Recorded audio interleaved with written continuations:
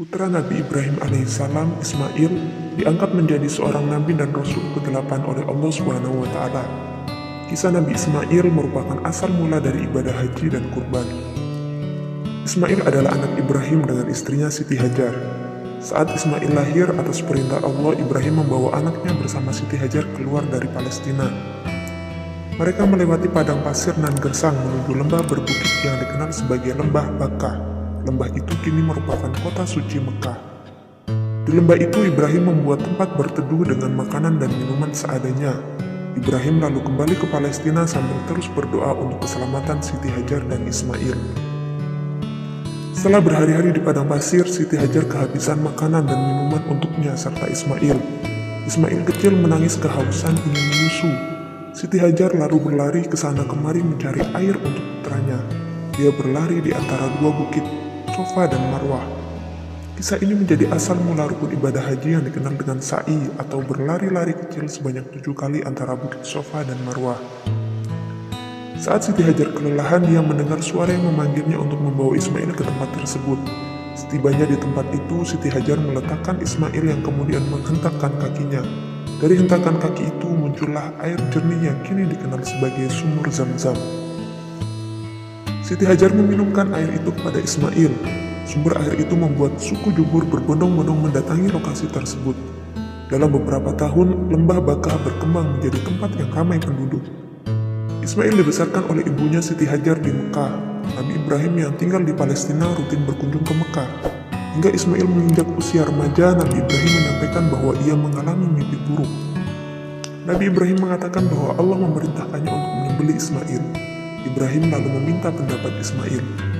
"Hai anakku, sesungguhnya aku melihat dalam mimpi bahwa aku menyembelihmu. Maka pikirkanlah apa pendapatmu," kata Ibrahim. Lantas dengan gagah berani Ismail meminta ayahnya untuk melakukan perintah Allah itu. "Wahai bapakku, kerjakanlah apa yang diperintahkan kepadamu. Insya Allah kamu akan mendapatiku termasuk orang-orang yang sabar," kata Ismail. Percakapan ini terdapat dalam Al-Quran Surat As-Saffat ayat 102. Dengan penuh ketaatan, Ibrahim melaksanakan perintah Allah. Ismail meminta ayahnya untuk mengikatnya dengan tali dan menajamkan pisau agar tidak meronta dan kesakitan saat disembelih. Ismail juga meminta agar pakaiannya diberikan kepada Siti Hajar sebagai kenang-kenangan. Sebelum penyembelihan, Ismail dan Ibrahim berpelukan penuh haru. Ibrahim pun memulai proses penyembelihan dengan menyebut nama Allah. Namun pisau tajam yang digunakannya ternyata tak bisa menyembelih Ismail. Ismail pun meminta ayahnya untuk menyembelihnya tanpa melihat wajahnya. Namun tetap saja pisau Ibrahim tak bisa menyembelih sang anak. Saat itu Allah berfirman bahwa perintahnya merupakan ujian keimanan untuk Ibrahim dan Ismail. Allah lalu mengirimkan seekor kambing untuk disembelih mengganti Nabi Ismail. "Dan kami tebus anak itu dengan seekor sembelihan yang besar." Bunyi terjemahan surat As-Saffat ayat 107.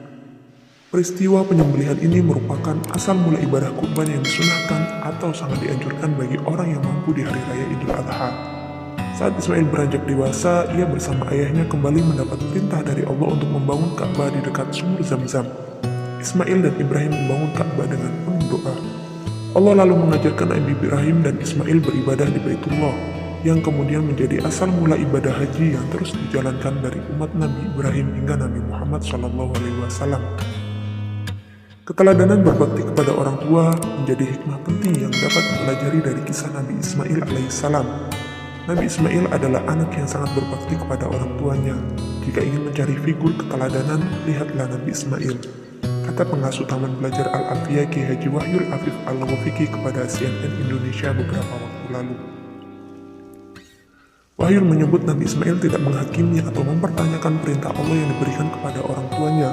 Ismail meyakini bahwa perintah Allah adalah baik untuknya. Ismail selalu berbaik sangka kepada Allah. Dia percaya bahwa Allah tidak menghendaki keburukan untuk hambanya. Atas kisah Nabi Ismail dan ketaatannya inilah perlu diketahui bahwa ketaatan pada Allah akan dibalas dengan hal yang baik. Ketaatannya dibalas oleh Allah dengan diselamatkan, tidak jadi dikurbankan. Ucap Wahyu. Wallahu a'lam.